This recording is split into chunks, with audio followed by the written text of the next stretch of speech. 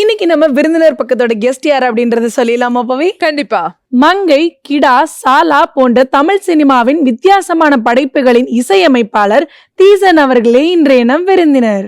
Let's welcome music director Theesan.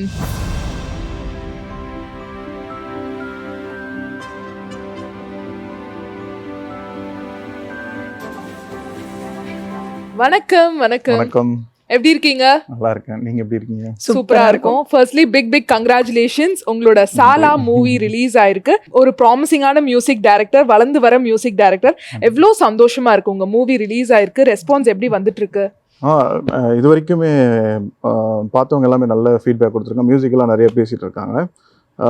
இது ரொம்ப பெருமை தான். ஒரு 10 வருஷம் போராட்டம். அதில் இந்த மாதிரி பேக் டு பேக் ஒரு படமாக வந்து நீங்கள் கடினமான காலகட்டத்தில், அதுவும் கொரோனா டைமில் இது ஒர்க் பண்ணேன். அந்த டைமில் ஒர்க் பண்ணும்பொழுது இப்போ பார்த்துட்டு ஃப்ரெஷ்ஷாக இருக்குன்னு சொல்லும்போது ஒரு பெரிய ஒரு சந்தோஷம். நேற்றுலாம் லைக் இது அப்போ ஒரு 2.5 வருஷம் 3 வருஷம் முன்னாடி பண்ண மாதிரி 2.5 வருஷம் இருக்கும் நினைக்கிறேன் எக்ஸாக்டாக. அது மாதிரிலாம் ரொம்ப நல்லா இருக்குன்னு பொழுது ரொம்ப சந்தோஷமாக இருக்கேன். இப்போ தொடர்ந்து ஒரு ப்ராஜெக்ட்டு என்னோட சாங்ஸ் எல்லாமே ரிலீஸ் ஆகும் பொழுது இன்னும் நிறைய விஷயங்கள் ஓடணுன்றது தோணுது. நிறைய பொறுப்புகளும் இருக்கு. என்டர்டெயினாக பண்ணணும். நான் அதுக்கு என்னென்ன வேலைகள் இருக்கோ அதுக்குண்டான வேலைகளை பார்த்துட்டு இருக்கேன். ஓகே. ஏன்னா நாங்கள் வந்து போஸ்டரோட ஃபர்ஸ்ட் லுக் பார்க்கும்போது இந்த படம் எப்படிப்பட்ட படமா இருக்கும் அப்படின்னு எங்களை பயங்கரமா யோசிக்க வச்சது. ட்ரைலர் பார்த்ததுக்கு அப்புறம் நாங்க வந்து ஒரு ஜட்மெண்ட்க்கு வந்துட்டு ஓகே இந்த மாதிரி தான் இருக்க போகுது படம் அப்படின்னு சொல்லிட்டு. நீங்க இந்த கதையை கேட்டதுக்கு அப்புறம் எப்படி ஃபீல் பண்ணீங்க? இந்த கதை எப்படி இருக்க போகுது, அதுக்கு நம்ம எப்படி மியூசிக் பண்ண போறோம் அப்படின்னு உங்களுக்கு என்ன தோணுச்சு? இது கதை ஆக்சுவலாக டைரக்டர் வந்து கிளைமேக்ஸ் சொல்லவே இல்லை. நான் கிளைமேக்ஸ் சொல்ல வேண்டாம். மேபி உங்களுக்கு வாய்ப்பு இருந்தால் பாருங்க. கண்டிப்பா. கிளைமேக்ஸை பற்றி எதுவும் பேசல. ஒரு ஜென்ரலான ஒரு கேங்ஸ்டர் ஸ்டோரி, ஒரு பாருக்கான ஒரு ஃபைட் அப்படின்னு ஒரு பாயிண்ட் ஆஃப் வியூலேயே இருந்துட்டு நான் அது ஓகே கம்போசிஷனும் ஓகே, 2 கேங்ஸ்டரு ஆப்போசிட் கேங் இந்த பாருக்கு தான் சண்டை போட போகிறானுங்க, இதுக்குள்ளே தான் அப்படின்ற ஒரு மைண்ட் செட்டில் நான் தெளிவாயிட்டேன். ஆனால் அட்லாஸ்ட் வந்து ஒரே ஒரு ரீல் மட்டும் எனக்கு 5 ரீல் வந்துருச்சு. ஒரு ரீல் மட்டும் பெண்டிங்கு. ஸோ அந்த பெண்டிங் ரீல் வந்து என்கிட்ட காட்டவே இல்லை. கிளைமேக்ஸ் நான் உனக்கு அப்புறமா கொடுக்குறேன்பா, இதை வாசிப்பான்ட்டாரு. நானும் உட்காந்து வாட்சி டம்முன்னு போட்டு அடிச்சு முடிச்சாச்சு. ஏன்னா நமக்கு ஆக்சுவலாக கேங்ஸ்டர் வாசிக்கிறதுனா அந்த மாதிரி ஆக்ஷன் சீக்வன்ஸ் சாங்ஸ் வாசிக்கிறதுனா ரொம்ப பிடிக்கும். ஆக்சுவலாக அழகாக எடிட் பண்ணலாம், ரொம்ப பிடிக்கும். ரீ ரெக்கார்டிங்கிறது எனக்கு ரொம்ப பண்ணுறது ரொம்ப பிடிச்சது. அதனால் சரி வாட்சி முடிச்சுட்டு ஒரு நாள் லைக் நைட்டு ஒரு ரீல் வருது. இதான்ப்பா 6வது ரீல் அப்படின்னு சொல்லிட்டு 6வது ரீல் பார்த்தோன்னே என்னால் பார்க்க முடியல. கண்ணுலாம் கலங்கிருச்சு. ஸோ அதில் ஒரு சீக்வன்ஸ் இருக்குது. ஸோ அது முக்கியமான சீக்வன்ஸு. அதை என்னால் தாங்க முடியல. என்னால் பார்த்துட்டு அதில் வாசிக்கவும் முடியல. நான் 2 வாட்டி அப்புறம் இயக்குனர் கூட வந்துட்டார். அடுத்த நாள் வந்துட்டு எப்படி இருக்குனாரு, நல்லா இருக்கு ப்ரோ அப்படின்ட்டு ஸ்கோர் ஸ்டார்ட் பண்ணுறேன். என்னால் பண்ண முடியல. ஸோ அவ்வளோத்துக்கு கொஞ்சம் என்ன சொல்கிறது, ரொம்ப அதை பார்த்துட்டு ஒரு மாதிரி பயமாயிடுச்சு எனக்கு. மனசே ரொம்ப ரொம்ப என்ன சொல்கிறது, ஒரு மாதிரி கண்ணெல்லாம் கலங்கி நிற்கிறேன் நான். என்னால் பண்ண முடியல ப்ரோ அப்படின்ட்டு. ஸோ அதுக்கப்புறம் லைக் ஒரு 3 வாட்டி 4 வாட்டி அவர்கிட்ட பேசி அதுக்கப்புறம் அவர் புஷ் பண்ணார். ஏதோ ஸ்டார்ட் பண்ணோம். அப்புறம் ஒர்க் பண்ண ஆரம்பிக்கிறது ஹம்மிங்லேருந்து ஸ்டார்ட் பண்ணிட்டேன். இன்ஸ்ட்ருமெண்ட்டாக இது லைக் வேண்டாம், ஸோ ஹம்மிங்கில் அடிப்பேன்னு சொல்லிட்டு ஹம்மிங்கில் ஸ்டார்ட் பண்ணி அப்படியே நகர்த்தி கொண்டு போனது ரொம்ப நல்லா இருந்துச்சு ஆக்சுவலாக. அது ஸோ சொன்ன மாதிரி சாலா நேமே வந்து பயங்கர பஞ்சா இருக்கு, நல்லா வந்து ரிசீவ் ஆகுற ஒரு நேமா இருக்கு. ஸோ இந்த மூவிக்காக, ஒரு கேங்ஸ்டர் மூவிக்காக மியூசிக் நீங்க கம்போஸ் பண்றீங்கல்ல, ஸோ அதுக்காக என்னென்ன மாதிரியான ரெஃபரன்ஸ் எல்லாம் எடுத்தீங்க? நிறைய படங்கள்லாம் வந்து பாத்தீங்களா இந்த சப்ஜெக்ட் ரிலேட்டடா இருக்கிற மூவிஸ் எல்லாம்? பார்த்தோம். இதில் எப்படின்னு பார்த்தீங்கன்னா ஹீரோ ஒரு கேரக்டர் இருக்காரு சாலான்றவர். அது சாலான்றது வந்து சாலமன் என்ற ஒரு பேர். அதில் இன்ஸ்பயர் ஆகி சாலான்னு ஷார்ட் ஃபார்மாக கூப்பிடுறது தான். அது அவ்வளோ பெரிய மேட்டர் இல்லை. அதனால் அந்த பேருக்கு நான் இது சொல்லிடுறேன். ஒரு இயக்குனர் வந்து பிரபு சாலமன் சார், இணை இயக்குனர், கோ டைரக்டர். ஸோ அவர் வரும்பொழுது ஐடியாஸ்லாம் இந்த மாதிரி இருக்குன்ற, எனக்கு இது மாதிரி வேணும், இந்த மாதிரி ஐடியாஸ்லாம் பேசிப்போம். ரெஃபரன்ஸ் தலைவர் படத்துலேருந்து 1-2 எடுத்துப்போம். ஸோ அப்படி ஐடியாஸ் கொடுத்தாரு. அதை நான் லைக் அவரோட என்ட்ரிக்கு ஒரு விஷயம் இருக்கும். அப்போ இவர் வந்து நம்ம ஆல்மோஸ்ட் புது ஹீரோ இல்லையா, இவருக்கு நம்ம வந்து ரொம்பவும் ஏற்றக்கூடாது. ரொம்பவும் நம்ம காட்டினோம்னா மாட்டிப்போம், ஓவர் டோஸாக இருக்கும். ஸோ அதுக்கேற்ற மாதிரி நம்ம ட்ராக் ஹேண்டில் பண்ணுன்றதால நான் ஐடியாஸை ஷேர் பண்ணார். ஓகே, அதை வச்சு கேட்டுட்டு நான் ஒரு விஷயத்தை க்ரியேட் பண்ணி அவருக்கு லைக் ரொம்ப ஓவர் டோஸ் இல்லாமல் ரொம்ப கீழே இல்லாமல் என்ன எப்படி ஹேண்டில் பண்ணலாமோ அதுக்கேற்ற மாதிரி அவருக்கு நம்ம ஸ்கோர் பண்ணது தான். ஸோ நாங்கள் வந்து படம் பார்க்கும்போது நீங்கள் சொன்ன மாதிரி வந்துட்டு அந்த லோக்கல் கேங்ஸ்டருக்குரிய அந்த பேக்ரவுண்ட் மியூசிக் ரொம்ப அழகாக பண்ணியிருந்தீங்க. சடனாக வந்துட்டு பார்த்தீங்க அப்படின்னா அந்த கிளைமேக்ஸில் நீங்கள் சொன்ன மாதிரி வந்துட்டு எங்களுக்கு சர்ப்ரைசிங்காக இருந்தது. ரொம்ப சூப்பர் கிளைமேக்ஸ் அப்படின்ற மாதிரி. நீங்கள் வந்து உங்களுடைய கம்போசிங்கை தியேட்டரில் பார்க்கும்போது என்ன மாதிரி ஃபீல் இருந்தது உங்களுக்குள்ள? அது ஒரு நம்ம தனியாக பார்க்குறதுக்கும் நம்ம டெக்னீஷியனாக ஒரு ஒரு ஒரு இடத்துல உட்காந்து பார்க்குறதுக்கும் ஒரு 700 பேர் ஒரு ஆம்பியன்ட் இருக்கு இல்லையா, அந்த அந்த ஜோனில் பார்க்குறதுக்கும் நிறைய டிஃப்ரென்ஸ் இருக்கும். நம்ம ஒரு விஷயம் யோசிப்போம், நம்ம இந்த இடத்துல வந்து நல்லா ஓகே சிரிப்பாங்களா அப்படின்னு ஒரு டவுட் இருக்கும் இல்லையா. நான் என்னோட ஒர்க்கை பார்ப்பேன், ஜாலியாக வாசிப்பேன். ஆனால் அங்கே என்ன ஆகி போச்சுன்னா, நம்ம என்ன எதிர்பார்க்கலையோ அந்த இடத்துலாம் வந்து நான் எதிர்பார்க்காத இடத்துலாம் சிரிக்க ஆரம்பிச்சிட்டாங்க. ஸோ அங்கே ஒர்க் அவுட் ஆயிடுச்சு. நான் ஒர்க்காக தான் பார்த்தேன் நான். ஸோ இந்த இடத்துல ஜட்மெண்ட் எனக்கு லைக் எப்படின்னா ஒர்க்காக தான் பார்ப்பேன். ஓகே இந்த இடத்துல கரெக்டாக இருக்கா, இந்த இடத்துல கரெக்டாக இருக்கா, அந்த எமோஷனல்ஸ் ஃபீல்ஸை மட்டும் தான் நான் கன்வே பண்ணுவேன். ஆனால் நிறைய இடம் வந்து அன்எக்ஸ்பெக்டடாக மக்கள் என்ஜாய் பண்ண ஆரம்பிக்கும் பொழுது ரொம்ப நல்லா இருந்துச்சு. அதுவும் ஸ்பெஷலி பேக்ரவுண்ட் ஸ்கோருக்கு வந்து நிறைய பேர் வந்து நேற்று ரொம்ப நல்லா பண்ணியிருக்க, ரொம்ப நல்லா இருக்கு, டேக்கிள் பண்ணியிருக்க, நிறைய விஷயங்களை தூக்கி கொடுத்துருக்க அப்படின்னும் பொழுது லைக் அது வந்து எப்படி சொல்கிறது, நம்ம உழைச்சதுக்கு உண்டான ஒரு அங்கீகாரமாக அதை எடுத்துக்கலாம். மக்கள் நம்மளை ஓகே அங்கீகரிக்க ஆரம்பிச்சிட்டாங்க அப்படின்றதால அது ரொம்ப நல்லா இருந்துச்சு. இப்போ சாலா படத்தில் வந்து பர்டிகுலராக நீங்கள் முன்னாடி சொல்லியிருக்கீங்க இந்த கிளைமேக்ஸ் போர்ஷன் எனக்கு ரொம்ப பிடிச்சிருந்தது. அது இல்லாமல் வந்து இந்த ஒரு போர்ஷன் கம்போஸ் பண்ணும்போது பயங்கரமாக என்ஜாய் பண்ணி எனக்கே நான் வந்து மியூசிக் பண்ண மாதிரி இருந்தது, ஸ்க்ரீனில் என்ன பார்க்குற மாதிரி இருந்தது, அப்படி நான் ஃபீல் பண்ணி வந்து கம்போஸ் பண்ணேன் அப்படின்ற மாதிரி தான் சீக்வன்ஸ் இருக்கு. ஒரு டம்மி பாவா நம்மளும் இல்லை சார், எப்பவுமே நம்ம எல்லாரையும் ஒரு கேரக்டர் மாதிரி பார்ப்போம். என்னன்னா ஓப்பனிங் சீக்வன்ஸ் ஒன்று இருக்கு. ஓப்பனிங் சீக்வன்ஸ் வந்து ஒருத்தரோட சார்லஸ் வினோத்னு ஒரு அண்ணன் இருக்காங்க இல்லையா, ஆர்டிஸ்ட், மெட்ராஸ்லாம் பார்த்துருப்பீங்க. அவரோட பாரை வந்து சீல் பண்ணுறதுக்காக வந்து அதிகாரிகள்லாம் வந்திருப்பாங்க.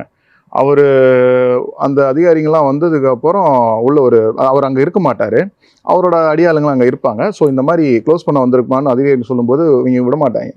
அப்போ என்ன பண்ணுவாங்க, அவங்க அண்ணனுக்கு ஃபோன் பண்ணிட்டு சார்லஸ் வினோத் அவர் டீமோட வருவார். அவர் வரும்பொழுது போலீஸ்கார்ட்ட கேட்பார், எதுக்கு மூடுற அப்படின்னா, இந்த மாதிரி கோர்ட் ஆர்டர் சார், இந்த மாதிரி பண்ணுறோம் அப்படின்னு சொல்லிட்டு ஆர்டர் வாங்கிட்டாங்க, அதனால் நான் க்ளோஸ் பண்ணி ஆகணும், இல்லை எங்களுக்கு ப்ரெஷர் ஆகணும் சொல்லுவாப்புல.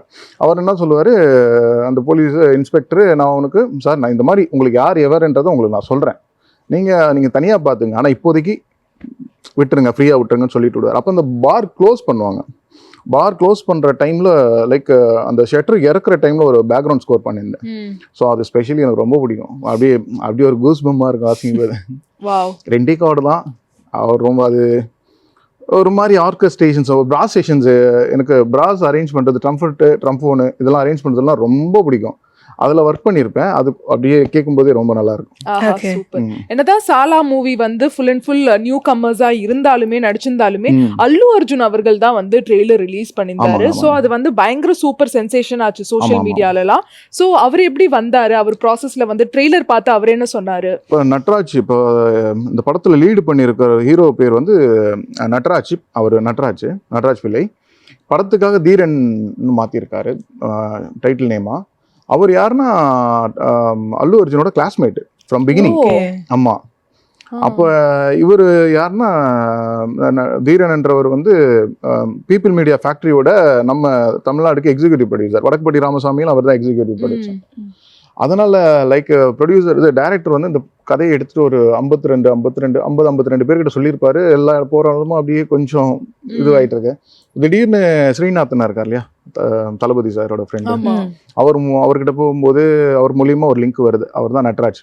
அவர்கிட்ட சொல்லும் பொழுது இந்த கதை மேலே இம்ப்ரெஸ் ஆகிட்டு இந்த கதையை நான் கொண்டு போய் சேர்க்கணுன்ட்டார். அட்லாஸ்ட் பார்த்தீங்கன்னா அப்படி இப்படின்னு போக ஒரே பஞ்சாயத்தாக இருந்தது. ப்ராப்பராக அவருக்கும் ஹீரோ கிடைக்கல. அப்போ அவரே பண்ணுறதுக்கு மேபி அது எனக்கு அதில் புரிதல் இல்லை. அவரே பண்ணுறதுக்கு இயக்குனர் கேட்டாரா இல்லை அவங்க கேட்டாங்களான்னு தெரியல. பட் அதுக்குள்ளே வரும்பொழுது இவர் ரெடி ஆகிட்டார், அவர் பண்ணுறதுக்கு ரெடி ஆகிட்டார். அதுக்காக ஒரு 8 மாதம் உடம்பை மெயின்டைன் பண்ணி பில்ட் பண்ணி ரொம்ப பல்காக அவ்வளோ சூப்பராக ஷார்ட் பீரியடில் அவர் ஆடி இவ்வளோ தூரத்துக்கு கொண்டாந்தார். அது ரொம்ப பெரிய பயங்கரமான ஹார்ட் ஒர்க். அவர் என்னதான் இருந்தாலும் ஒரு எக்ஸிக்யூட்டிவாக இருந்தாலும் தான் ஒரு ஸ்டேஜில் ஃபஸ்ட்டு ஆன் ஸ்க்ரீனில் வரும்பொழுது மக்களை ஏற்றுக்கிற அளவுக்கு நம்ம ரசிக்கிற அளவுக்கு நிறைய விஷயங்கள் வச்சுங்க. அவர் பார்த்தீங்கன்னா ஒரு 10 பேர் அடிப்பாருன்னா நீங்கள் ஒரே அடியில் 10 பேர் அடிக்கிற அளவுக்கு இருக்கும். அவர் பார்த்தீங்கன்னா அப்படி இருக்கும். அவரோட உடம்பு தோற்றமே அப்படி தான் இருக்கும். அவர் ஒரு லீடாக அதில் பண்ணும்பொழுது இப்போ எனக்கு சேலஞ்சிங் நிறையா இருக்கும். அவரை வந்து எப்படி தூக்கி காட்டணுன்றதுல எனக்கு ஒரு சந்தோஷம் இருந்துச்சு. ஆஹா கிடைச்சிச்சுரா, அடிச்சிருவோண்டான்ட்டு இறங்கி அடிச்சதுதான். ஒவ்வொரு படமே ஒரு எக்ஸ்பீரியன்ஸ் நமக்கு கொடுத்துட்டே இருக்கும். அந்த மாதிரி வந்து சாலா மூட்டை கட்டி எடுத்துட்டு போற அளவுக்கு எனக்கு இப்படிப்பட்ட ஒரு எக்ஸ்பீரியன்ஸ் கொடுத்துருக்கு அப்படின்னா என்ன விஷயங்கள்லாம் நீங்க சொல்வீங்க? சாலா வந்து எனக்கு ஃபர்ஸ்ட் கமர்ஷியல் படம். அது நான் முன்னாடி ப்ரீவியஸா ஒர்க் பண்ண கிடா மங்கை எல்லாமே பாத்தீங்கன்னா கண்டென்ட் ஓரியன்டட், அவார்ட்ஸ்க்கு கொடுக்குற மாதிரி. அப்ப என்ன ஆயிடுச்சுன்னா எல்லாரோட வியூவும் எப்படி இருந்துச்சுன்னா இவன் கமர்ஷியல் பண்ணுவானான்ற ஒரு மைண்ட் செட் வந்துருச்சு. தெரியாதுல்ல, கொடுத்தாதான் நமக்கு தெரியும். அதுக்கு முன்னாடி இப்போ ஒரு ஷார்ட் ஃபிலிம் பண்ணியிருந்தேன், அதுவும் நல்ல நேம், அது எது தேவையோ அதுவே தர்மம்னு. அது நல்ல அவார்டு வாங்கிச்சு, ஒரு 27-28 அவார்டு வாங்கி குமிச்சிருச்சு. அதுலேருந்து அப்படியே ட்ராக் ஃபாலோ ஆகுது.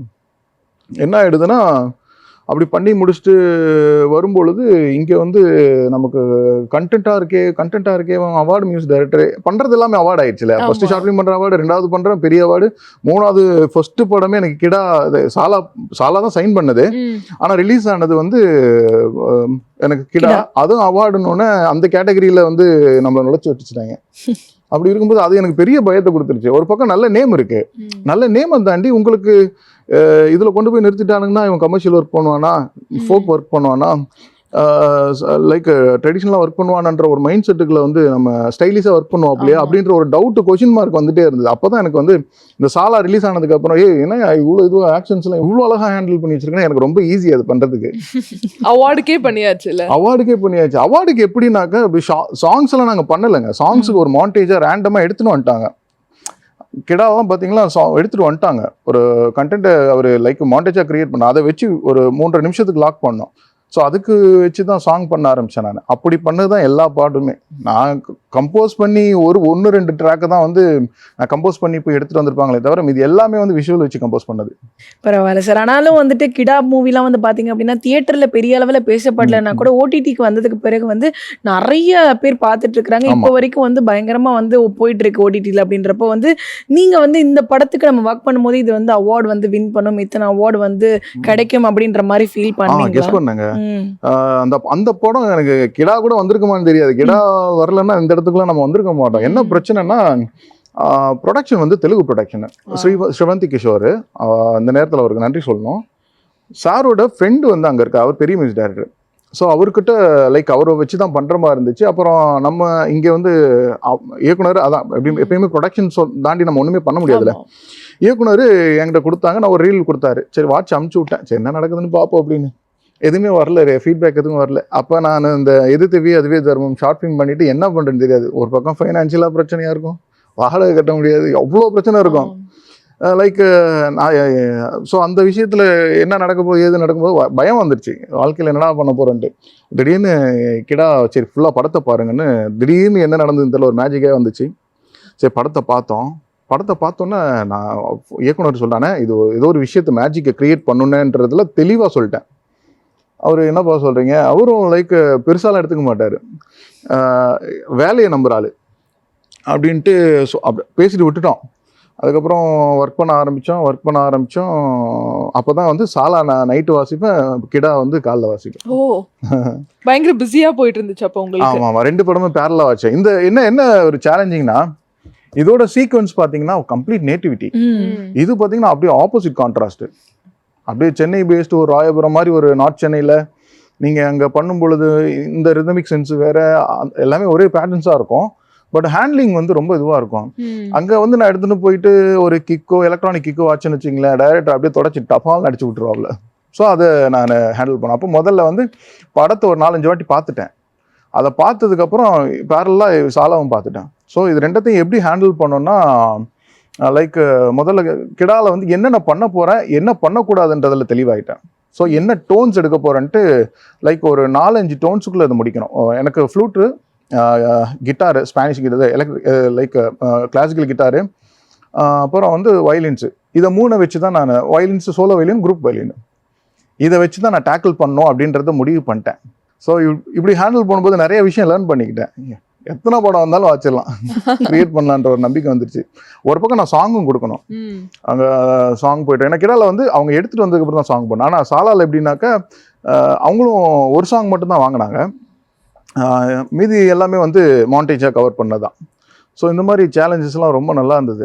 ஓகே, இப்போ வந்து நம்ம வந்து வில்லேஜ் சம்பந்தமான சப்ஜெக்ட் எடுத்தோம்னா அதுக்கேற்ற மாதிரியான இன்ஸ்ட்ருமெண்ட்ஸ் மட்டும் தான் யூஸ் பண்ணணுமா சார்? அது ஒரு ஆம்பியன்ட் கேட்குங்க, அந்த கதைக்களம் வந்து ஒரு விஷயத்தை உங்களுக்கு டிமாண்ட் பண்ணும். அதை தாண்டி நம்ம போடலாம், அதாவது ஃபியூஷன் பண்ணலாம். அதுக்கு இயக்குனர்லாம் ஒத்துக்க மாட்டாங்க. இப்போ அதுக்குள்ள என்ன பண்ண முடியும், அந்த கதைக்களம் ஒரு திடீர்னு ஒரு கிடால ஒரு சீக்வன்ஸ் இருக்கும். ஒரு தாத்தா வந்து அந்த பையனுக்காக பணம் ரெடி பண்ண போயிருப்பார். ட்ரெஸ் வாங்கி கொடுக்கறதுக்கு. அது அவருக்கு கிடைக்காது. அதனால வீட்டுக்கு வந்து பகல்ல போனால் அவன் கேட்பான்றதால அவன் தூங்கினதுக்கு அப்புறம் போகன்றதா ஒரு மலை மேலே, சின்ன மலை மேலே ஏறி உட்காரு. ஸோ அந்த இடத்துல வந்து பார்த்தீங்கன்னா ஒரு ஃபுல்லாக ஒரு ஓப்பன் ஸ்பேஸு, ஒரு அந்த மரம் இது மட்டும் தான் இருக்கும். ஸோ அங்கே பையன் இந்த பக்கம் தாத்தா வருவார்னு காத்திருப்பான். ஆனால் தாத்தா எப்படா ஈவினிங் ஆகுன்றது, இது இருட்டாகும்னு அவர் காத்துக்கிட்டு இருப்பார், அந்த பக்கம் காத்துட்டு இருப்பார். ஸோ இது ரெண்டத்தையுமே நம்ம டேக்கிள் பண்ணோம். ஸோ ஆம்பியன்ட்டு ஒரு பக்கம் காற்றோட வேகம், அதுக்கு ஒரு ஃப்ளூட்டை மட்டும் லைட்டாக ஓப்பன் பண்ணிவிட்டு ஒரு சின்ன கிட்டார் மட்டும் ஓப்பன் பண்ணால் அந்த ஆம்பியன்ட், அந்த காற்றோட இதுவும் அந்த ஃப்ளூட்டும் சூப்பராக மெர்ஜ் ஆகும்பொழுது அது ஒரு நல்ல டோனாக இருந்துச்சு. ஒரு எமோஷனலாக நல்ல ஒரு கன்வே கிடச்சிது. ஸோ இப்படி நிறைய விஷயங்கள் அதில் பார்த்து பண்ணது. அதே மாதிரி மியூசிக் டைரக்டர் ஆகணுங்கிற ஆசை வந்து எப்போ வந்துச்சு உங்களுக்கு? சின்ன வயசுல ஏதாச்சும் படம் பார்த்துட்டா இந்த மாதிரி ஒரு படத்துக்கு நான் மியூசிக் கம்போஸ் பண்ணணும்பா, இல்லாட்டி நான் இந்த மாதிரி ஒரு மியூசிக் டைரக்டர் மாதிரி வலம் வரணும்பா, அந்த ஆசை, அந்த கனவு, அந்த லட்சியம்லாம் எப்போ வந்துச்சு? பாட்டுக்கு நிறைய கேட்பேன் நான். ஹியரிங் சென்ஸ் ஜாஸ்தின்னு வச்சுங்களேன். நான் மியூசிக் வந்து கற்றுக்கிட்டது தாண்டி அதுவாக வந்ததுன்னு தான் நான் சொல்லுவேன். எனக்கு லைக் அதை கொடுப்பேன் அப்படி வச்சுக்கலாம். ஸோ இந்த மாதிரி விஷயங்கள்லாம் நடந்துக்கிட்டே இருந்தது. ஜேம்ஸ் ஹார்னரோட இந்த பிரேவ் ஹார்ட் படம் இருக்கு இல்லையா, அது ஜேம்ஸ் ஹார்னரோட மியூசிக், அது கேமரூன் சாரோட இது. அது நியர்லி போட்டு கேட்டுக்கிட்டே இருப்பேன் நான். கேட்டுக்கிட்டு அந்த படம் நான் வந்து ஸ்கூல் விட்டு வந்தால் டெய்லி அந்த 5.1 செட்டப் பயங்கரமாக செட் பண்ணி வச்சுப்பேன். அப்புறம் நல்ல ஹெட்ஃபோன் வந்து எனக்கு ஐபாட் கிஃப்ட் பண்ணியிருந்தாங்க. இது ரெண்டு தான் என் லைஃப். ஸ்கூல் விட்டு வந்தேன்னா இதுலேயே இருக்கும், காலேஜ் விட்டு வந்தாலும் அதிலே தான் இருக்கும். ஸோ அந்த படத்தை பார்க்கும்போது என்னால் லைக் அந்த மியூசிக்லாம் காதில் ஓடிட்டே இருக்கும். இது எப்படி பண்ணியிருப்பாரு அப்படின்ற ஒரு மாதிரி ஒவ்வொரு சீக்வன்ஸும் அவ்வளோ அழகாக இருக்கும். அதுவும் அந்த லவ் சீக்வன்ஸ்லாம் அவ்வளோ அழகாக இருந்துச்சு. அது மைண்டில் எனக்கு ஓட ஆரம்பிச்சிச்சு. ஸோ அப்போ எனக்கு என்ன ஆயிடுச்சுன்னா, லைக் இது மாதிரி நம்ம எப்போ பண்ணுவோம் அப்படின்னு ஒரு ஏக்கம் இருந்துகிட்டே இருந்துச்சு. ஸோ ஆல்பம் பண்ண நான் ட்ரை பண்ணிகிட்டே இருந்தேன். ஆனால் அதுக்கப்புறம் சரி ஒருத்தர்கிட்ட போய் அசிஸ்டண்ட்டாக ஜாயின் பண்ணுவோம் அப்படின்னு ஒரு இடத்துக்கு போகிறேன், அவன் என் ஃப்ரெண்டு மூலிமா. ஸோ அவன் வந்து என்னென்னா, ஒரு அண்ணனுக்கு வண்டி ஓட்ட ஆடலான்னா, அவர் பெரிய கீபோர்டிஸ்ட் என் அண்ணன். அவர் கிடைச்சது கிஃப்ட்டு. அவர் பெரிய கீபோர்டிஸ்ட்டு. அவர்கிட்ட முறையாக லைக் மச்சான் ஒரு எமர்ஜென்சி, ஒரு 1 வீக்குக்கு அண்ணன் கூட ஸ்டூடியோ போயிட்டு வா, நீயும் மியூசிக்கில் இருக்குல்ல அப்படின்ட்டு. நான் வந்து வேறு இடத்துல மியூசிக்கு கற்றுக் கொடுத்துட்டு அங்கே நானும் லேர்ன் பண்ணிட்டு இருந்தேன். அந்த இடத்த கட் அடிச்சுட்டு இங்கே வரேன், இவருக்கு டிரைவ் போகிறது. அப்போ தான் ஃபஸ்ட்டு ஸ்டூடியோவில் என்ட்ரியாக வரேன். பார்த்தா சாஃப்ட்வேரா இன்னும் இப்படிலாம் பண்ணுறாங்க அப்படின்ட்டு. ஸோ அப்போ தான் உட்காந்து பார்க்க ஆரம்பித்தேன். பார்த்ததுக்கப்புறம் அப்புறம் அங்கே போல் ஒரு 6 வருஷம் அவர் கூட ட்ராவல் பண்ண ஆரம்பிச்சிட்டேன். டெய்லி அவர் பிக்கப் ட்ராப்பு. காலையில் 8 மணிக்கு அவர் பிக்கப் பண்ண போயிடணும், நைட்டு 1 மணிக்கு வரணும். 1 மணிக்கு மேலே தான் எனக்கு வந்து கிளாஸ் எடுப்பார். அவர் ஹிந்துஸ்தானி டச்சஸ் சூப்பராக இருக்கும், பிளேயிங் சென்ஸு ஹார்மோனியத்தில். அதனால் அது கற்றுக் கொடுத்துருந்தார். அதை கற்றுக்கிறதுக்கு முடிச்சு நான் 2 மணி ஆகும் நைட்டு. முடிச்சுட்டு நான் வீட்டுக்கு அங்கேருந்து என்னோடய வீடு ஒரு 7 கிலோமீட்டர் வரும். 7 கிலோமீட்டர் போயிட்டு நான் தூங்கி எழுந்திரிச்சு மறுபடியும் 8 மணிக்கு போகணும் அவர் பிக்கப் பண்ணேன். ஸோ இப்படி தான் நிறைய விஷயங்கள் அப்படியே நான் தூங்க விடாமல் ஒரு 7 வருஷம் ஆனால் டெடிகேட் பண்ணேன். இந்த காத்திருப்புன்னு ஒன்று இருக்கு இல்லையா, காத்திருப்பு. அவர் கச்சேரியில் பயங்கர பிஸியான ஆள். அது கச்சேரி வாசிப்பார். நான் கிரியேட் பண்ணுறேன்னு அப்படின்னு சொல்லிட்டு அவர்கிட்ட சேலஞ்சு சொல்லிக்கிட்டே இருப்பேன். நான் அந்த வயசில் என்ன பண்ணிவிடுவேன்னா, படம் பார்க்கும் பொழுது இந்த சைலண்ட் ஏன் இங்கே விட்டுருக்காங்கன்ற ரிசர்ச் பண்ண ஆரம்பிச்சிட்டேன். இது ஏன் இவ்வளோ இதுவாக இருக்குது, இங்கேயே மியூசிக் ஓப்பன் பண்ணான்னு மைண்டில் ஓடிட்டுருக்கோம். இப்போ என்ன ஆகிப்போச்சுன்னா, எனக்கு ஒரு படம் பார்த்துட்டு ஒரு விஷயம் சீக்வன்ஸ் பார்த்துட்டுன்னா ஆட்டோமேட்டிக்காக மைண்டில் ஓடிடும். ஓகே நம்மள அறியாமே வந்துடும். நம்மள அறியாமே ஒரு சில விஷயங்கள் வந்து இந்த சீக்வன்ஸ் இதான் வேணும், இந்த தீம் கேட்குது, ஸோ இந்த டோன் கேட்குதுன்னு அப்படியே மைண்டில் ஓடிடும். அப்படியே கையை வச்சா டப்னு ஃபீட் பண்ணுறேன். ஸோ இந்த மாதிரி உங்களுடைய இசை கனவை நனவாக்குன அந்த முதல் ப்ராஜெக்ட் அது எப்படி கிடைச்சது உங்களுக்கு? ஒரு அண்ணன் அருண் சந்திரன் அண்ணன் இருக்கார். ஸோ அவரை சந்திக்கிறதுக்கு ஒரு வாய்ப்பு கிடைச்சிது. அவர் அப்போ வந்து கௌதம் கார்த்திக் தான் ஆக்சுவலாக பண்ணிகிட்டு இருந்தார். செல்லப்பிள்ளைன்னு ஒரு படம் அண்டர் ப்ராசஸ்ஸு, சூழ்நிலைகரமாக அண்டர் ப்ராசஸ்ஸு. ஸோ அவரை சந்திக்க எனக்கு ஒரு வாய்ப்பு கிடச்சிது. ஸோ என்ன பண்ணுறேன்னா, இந்த நேரத்தில் அவருக்கு மிகப்பெரிய நன்றி. ஏன்னா அவர் ட்ராக் பண்ணி எனக்கு கூப்பிட்டு வந்தது தான் இவ்வளோ தூரத்துக்கு. அப்படி ஃபஸ்ட்டு எனக்கு வைக்கிறதுக்கு இடம் இல்லை. என்னென்னா, நான் ஒரு ரெடில்ஸ்லேருந்து இவ்வளோ தூரம் ட்ராவல் பண்ணி வரணும் பைக்கில். ஸோ இங்கே எனக்கு ஷார்ட் பீரியடில் எனக்கு வந்து செட்டப் வைக்கிறதுக்கு இடம் இல்லை. ஆனால் செட்டப் நான் ரெடி பண்ணிட்டேன். அப்போ ஒரு அண்ணன், ஒரு இயக்குனர், அவர் வீட்டில் தான் வச்சுன்னா, அவர் ஒரு 1/2 மணி நேரம் வந்து எப்பயுமே வந்து ஒரு பிரேக் எடுப்பார். ஷூட்லாம் முடிச்சுட்டு சீரியல் எடுத்துகிட்டு இருப்பார். 1 மணி நேரம் கேப்பு கிடைக்கும் அவருக்கு. அந்த 1 மணி நேரம் கேப்பு லோக்கலில் தான், வல்சரோக் அந்த சர்க்கிளில் தான் வீட்டுக்கு வருவார். அவருக்கு அடித்தேன், எனக்கு இந்த டைம் தான்டா பிரேக் டைமு, வா அந்த டைமில் வேணால் யூஸ் பண்ணிக்கிட்டார். ஆனால் என் எக்யூப்மெண்ட்ஸ் அங்கே இருக்குது. அப்போ அவர் என்னென்னா, அவர் ஒரு பெரிய படம்லாம் ஒர்க் பண்ணிட்டு இருந்தார். இது ரஜினி முருகன், வர்த்தபட வாலிபன், அதெல்லாம் ஒர்க் பண்ணிட்டு இருந்தாங்க. அந்த இடத்துல ஒர்க் பண்ணிட்டு இருக்கும்போது இப்போ அவர் படம் பண்ண ட்ரை பண்ணிட்டு இருக்கார் வெளியே. அவரை வாய்ப்பு கிடச்சிது. அவர் பார்த்தாரு, என்னப்பா அப்படியா, சரிப்பா, சரி நான் ஒரு லிரிக் கொடுக்குறேன், பண்ணி காட்டு அப்படின்னாரு. நான் போய் நான் சிஸ்டம் வந்து பூட் அதான் ஆன் பண்ண உடனே அது ஒரு 10 நிமிஷம் அப்படியே தொங்குது, அவ்வளோத்துக்கு இருக்கும். அதை ஆன் பண்ணுறதுக்கே ஒரு 10 நிமிஷம் போயிடுச்சு. நான் ஒரு அரை மணி நேரம் எனக்கு அதுக்குள்ளே நான் முடிக்கணும், ஒர்க்கை முடிக்கணும். அரை மணி நேரம் தான் நான் வான மைண்டில் போட்டுக்கிட்டேன், என்ன பண்ண போகிறேன், ஏது பண்ண போகிறேன், ரிதம் எங்கே இருக்குது, இந்த ஃபோல்டரில் இருக்குது, இதை எடுத்து போட போகிறேன், இதுதான் பண்ண போகிறேன், வாய்ஸ் இவ்வளோ தூரம் வாசிக்க போகிறேன், ஃப்ளோவில் அடிக்க போகிறேன்றதுல தெளிவாயிட்டேன். அவ்வளோதான், ஒரு 7 நிமிஷத்தில் சிஸ்டம் லைக் அந்த டைம் பீரியட் ஆன் ஆகிறதுக்கு ஆனோன்னா டப்புன்னு ப்ராஜெக்ட் ஃபைலை ஓப்பன் பண்ணி ஓகே லிரிக் பார்த்தேன், மைண்டில் ஓட ஆரம்பிச்சு, டப்புன்னு ஃபீட் பண்ணி உடனே அவர் அனுப்புறதுக்கு யோசித்தேன், அனுப்பலாமா வேணாமா, திட்டுவாரா, இதுவாது இம்ப்ரெஸ் ஆகுமா இல்லையான்னு. அமிச்சோடனே கேட்டே சூப்பராக இருக்குடா அப்படின்ட்டாரு. இது நல்லா இருக்கே, அப்போ நம்மளும் நல்லா பண்ணுறோம் போல இருக்கே, பரவாயில்ல அப்படின்னு சொல்லிட்டு மனசில் நினச்சிக்கிட்டேன். அடுத்த நாள் இன்னொரு லிரிக் தானே அதுக்கு பண்ணுனார். சரிண்ணா நான் பண்ணுறேண்ணே அப்படின்னு சொல்லிட்டு சேம் டைம் அடுத்த நாள் போயிட்டானே ஒரு ஒரு ஒரு அரை மணி நேரண்ணே அப்படின்னு சொல்லிட்டு அந்த கேமராமேன் அண்ணன்கிட்ட போய் கேட்குறேன். அப்போ பிரேக் வருது அவருக்கு, அந்த பிரேக் மறுபடியும் கூட சரி ஓகேடா அப்படின்னு சொல்லிட்டு போகிறேன். அப்பயும் ஒரு சிங்கிள் டேக்கில் அடிச்சிட்டேன். அனுப்பிச்சுட்டு நல்லா இருக்கே, சரி இப்போ என்ன பண்ணு, நீ டியூன் பண்ணு, நான் லிரிக் பண்ணுறேன் அப்படின்ட்டார். அவர் நல்ல லிரிக் பண்ணுவார். நாங்கள் 2 பேரும் சேர்ந்து ஒரு 20 சாங் எழுதி வச்சுருக்கோம். ஸோ என்ன பண்ணியிருக்கோன்னா மறுபடியும் போயிட்டு நான் டியூன் ரெடி பண்ணுறேன், சீக்வன்ஸ் சொல்லிட்டாரு. டியூனை ரெடி பண்ணிவிட்டு போயிட்டு மறுபடியும் அப்போ ஒரு பதட்டம் இருந்துச்சு, ஏற்றுப்பாரா இல்லையான்னு. அப்புறம் லிரிக் அனுப்பிச்சு விட்டார். இந்த மாதிரி ஒரு 4 நாளில் 4 சாங்கையும் கம்போஸ் பண்ணி ஓகே பண்ணிட்டேன் அவர்கிட்ட. அப்போ தான் ஏன்டா இவ்வளோ தூரம் வர நம்பர் கூட வாங்க மாட்டேற, இது நம்பர் வாங்கிட்டேன், ஃபேஸ்புக் ஐடி எதுவுமே வாங்க மாட்டேறியடா அப்படின்னாரு. அப்போ தான் ஃப்ரெண்டாக வரும். ஸோ அன்றைக்கி ட்ராவல் பண்ணி இன்றைக்கி வரையும் நானும் ஒரு ரூம்மேட்டு. ஓ சூப்பர் சூப்பர். ஸோ அப்படி ஸ்டார்ட் பண்ணு. அதுக்கப்புறம் தான் அவர் வந்து கிடா வந்து அவர் தான் சஜஸ்ட் பண்ணார். அப்புறம் ஒரு கிடா டைரக்டர் ரொம்ப ஃப்ரெண்டு. ஸோ அவர்கிட்ட போயிட்டு இந்த மாதிரி இவன் பண்ணுவாங்க, நம்பி கொடுங்க அப்படின்னு சொல்லிட்டு அவர் பேசினார். யாருக்கும் அவ்வளோ நம்பிக்கைலாம் இல்லை. ஆனால் அவர் என்னென்னா கான்ஃபிடென்ட்டாக சொல்லி அவர் அருணை கூப்பிட்டு போய் டைரக்டரை கூப்பிட்டு வந்து இன்டர்வியூ பண்ணார். அப்போ தான் ஃப்ரெண்டாக வரேன். அப்புறம் ஃப்ரெண்டாக ஆயிடுச்சு. எல்லாம் நார்மலி ஒரு 2 மாதம் போகும்போது நல்ல நட்பு வட்டாரமாயிட்டோம். அப்புறம் ஒர்க் பண்ணும்பொழுது அப்படி கிடைச்சது தான் ட்ராவல். ஆஹா சூப்பர்.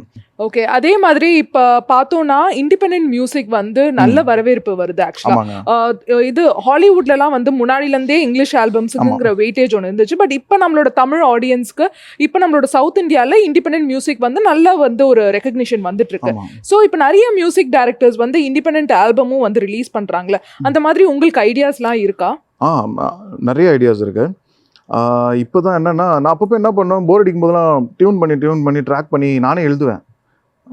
அப்போ லவ் ஃபெயிலியருக்கு நானே ஒன்று எழுதி வச்சுருவேன்.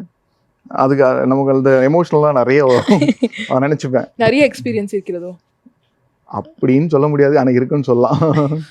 அதனால் அந்த ஞாபகங்கள் கொஞ்சம் எனக்கு சப்போர்ட் பண்ணேன். எனக்கு வந்து பெரிய ப்ளஸ் வந்து எமோஷ்னலாக நான் வந்து ரொம்ப ஸ்ட்ராங்கான மியூசிக்கலாக இவன் எமோஷனல் கொடுத்தா வெயிட்டாக இருக்கான்டா, அதாவது ஒரு விஷயத்த அப்படின்ற ஒரு பேர் வந்து ஸ்ட்ராங் ஆயிடுச்சு. அது எப்படின்னா லைக் ஒரு ஒரு சம்பவம் நடந்தது. அதுக்கப்புறம் ரொம்ப அது ஒரு எனக்கு என்னோட அந்த பிரேக்கப் வந்து பெரிய விஷயத்தை எனக்கு புஷ் பண்ணிச்சு. ஓப்பனாக சொல்கிற பிரேக்கப் தான். ஸோ அந்த டைமில் என்னென்னா லைக் எல்லாத்தையும் விட்டுட்டு ஃபுல் டைம் மியூசிக்லேயே கான்சன்ட்ரேட் பண்ணிட்டேன். எங்கேயும் போகிறதுல அதுலேயே தான் இருக்கும். ஆனால் அந்த எமோஷனலில் எனக்கு 2 வருஷம் ஆயிடுச்சு அதை விட்டு வெளியே வர. அந்த வழிகள் வேதனைகள் எங்கே எனக்கு ரிஃப்ளெக்ட் ஆயிடுச்சுன்னா மியூசிக்கலாக பயங்கர சப்போர்ட் பண்ணிச்சு. ஸோ அப்படி பண்ணதான் கிடா. ஓகே, அப்போ வந்து இது புதுசா இருக்குங்க. ஃபெயில் ஆனா நம்ம லைஃப்ல சக்சஸ் ஆகலாம் அப்படின்ற மாதிரி வந்து சொல்றது. அப்படி பண்ணதான் என்னோட எது தேவையோ அதுவே தருமோ அது அவார்டு. அப்படி பண்ணதான் இறைன்னு ஒரு ஷார்ட் ஃபிலிம், அதுவும் அவார்டு. மொத்த வித்தையும் வந்து இறக்கிட்டீங்க. அது நீங்கள் லைக் உங்களை லைக் அது ஒரு வேற மாதிரி ஒரு ட்ராக்குக்கு கொண்டு போயிடுது. நான் இப்போ ஒரு ஃபெயிலியர் ட்ராக்கு, இந்த மாதிரி லவ் ஃபெயிலியர் ட்ராக்குன்னா தான் நமக்கு நிறைய வந்துடும். அதனால் மேபி அந்த ஒரு ஆட்டோமேட்டிக்காக அது கனெக்ட் ஆகிடுதுங்க. நம்ம ஒரு இடத்துல அந்த இடத்துல இருக்கும் பொழுது அந்த வலிகள் வேதனையை நம்ம சுமந்து போயிருக்கோம் இல்லையா. ஸோ அது ஆட்டோமேட்டிக்காக இந்த இடத்துல இந்த விஷுவலாக பார்க்கும் பொழுது அந்த வலிகள் இதுவும் நமக்கு நம்மளை அறியாமையே கையில் நம்ம மனசில் வந்துடுது. அது வந்தோன்னே ஒர்க் அவுட் ஆகிடும். ஸோ அந்த நினைவுகள் வந்து 2 வருஷம் கடின போராட்டமாக தூக்கம் இல்லாமல் இன்றைக்கி ஒரு ஸ்டில் அவ்வளோ ப்ராப்பராக தூங்குறது கிடையாது. அந்த நாட்களில் தான் 2 வருஷம் நான் வெளியே வரதுக்கே ஆயிடுச்சு. ஆனால் மியூசிக்கலாக எனக்கு என்ன சப்போர்ட் பண்ணிச்சுன்னா என்னோட புல்லட்டும், நான் வச்சுருந்த ஐபாடும், நான் வச்சுருந்த சாங் கலெக்ஷன்ஸும் வச்சுட்டு கிளம்பிடுறது. என்னென்னா கேட்க அதுக்குள்ளே நம்மளோட மியூசிக்கில் நம்மளை அறியாமே நம்ம அதுக்கு வந்து ஒப்படைச்ச மாதிரி ஆகிப்போச்சு. ஒப்படைச்சிட்டோம், அப்படி தான் நிஜமாக சொல்ல போனால். ஆனால் அது இவ்வளோ பெரிய இவ்வளோ விஷயத்த நமக்கு நல்ல ஒரு ஓப்பனிங் கொடுக்கும். அப்படின்னு நான் எதிர்பார்க்கல. ஆனால் அட் த சேம் டைம் நான் ஃபெயிலியர் ஆகலைன்னா என் வாழ்க்கை ஃபுல்லாக நேரம் ஃபெயிலியர் ஆகிட்டு இருக்கும்னு நினைக்கிறேன். இல்ல உங்களுக்கு சரியான காதல் வந்து இசைதான் அப்படின்றத வந்து சொல்லியிருக்கு அப்படின்னு நினைக்கிறேன். கரெக்டாக புரிஞ்சுக்கிட்டீங்க. இதுதான் நிஜமா. அது இன்னைக்கு வந்து ஒவ்வொரு விஷயமும் அந்த தாக்கம் இருக்கும். ஒவ்வொரு எமோஷனல் சீக்வன்ஸ் ஆகட்டும், எந்த விஷயமா இருந்தாலும் அந்த தாக்கம் வந்துக்கிட்டே இருக்கும். வரும்பொழுது உங்களுக்கு உண்மையாக இருக்கும், ஆழமாக இருக்கும். ஸோ அந்த இசை வந்து ரொம்ப நேர்மையாக இருக்கும். அதனால தான் நான் என்ன பண்ணிவிடுவேன்னா மேக்ஸிமம் என்னோட அவுட்டு பார்த்தீங்கன்னா என்னோட சாங் ஆகட்டும், நீங்கள் கேளுங்க வாய்ப்பு இருந்தால், எல்லாமே லைவில் தான் இருக்கும். மேனுவல் இன்ஸ்ட்ருமெண்ட்ஸ் பயங்கரமாக யூஸ் பண்ணுவேன். எலக்ட்ரானிக்கலாக அப்படியே குறைச்சிருப்பேன். ராஜா சார் இதெல்லாம் நம்ம கேட்குறோம். ராஜா சார் பேர்லாம் லைக் அதெல்லாம் அவரெல்லாம் ஒரு கடவுள், இசை கடவுள். ஸோ அந்த மாதிரி நம்ம கேட்கும் பொழுது நம்மளால் வந்து பட்ஜெட்டாக வந்து நிற்பாங்க மக்கள், இயக்குனர் வருவாங்க, பட் எல்லாமே திறமையாக இருக்கும்.